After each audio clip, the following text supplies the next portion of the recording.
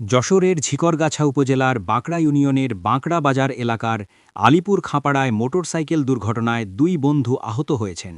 বুধবার সকাল ১২টার দিকে এ দুর্ঘটনা ঘটে। প্রত্যক্ষদর্শী ও স্থানীয় সূত্রে জানা যায়, দুই বন্ধু পাল্লা দিয়ে মোটরসাইকেল চালানোর সময় নিয়ন্ত্রণ হারিয়ে রাস্তার পাশে মরহুম কাউসার আলীর পাকা ঘরের সঙ্গে সজোরে ধাক্কা খায়। এতে মোটরসাইকেলে থাকা দুজনই গুরুতরভাবে আহত হন। দুর্ঘটনার পরপরই স্থানীয় লোকজন তাদের উদ্ধার করে বাঁকড়া বাজারস্থ বাঁকড়া মেডিকেল সার্ভিসে ভর্তি করেন।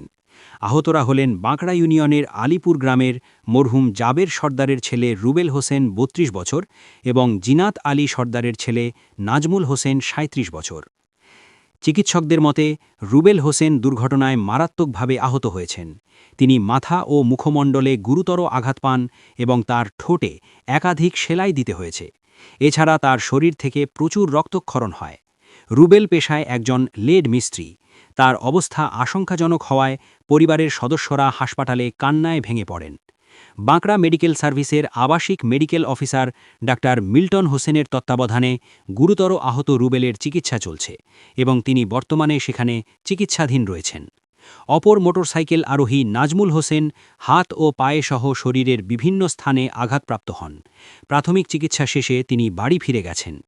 এদিকে এলাকায় সম্প্রতি একাধিক মোটরসাইকেল দুর্ঘটনা ঘটায় স্থানীয়দের মধ্যে ভীতি ও উদ্বেগ দেখা দিয়েছে।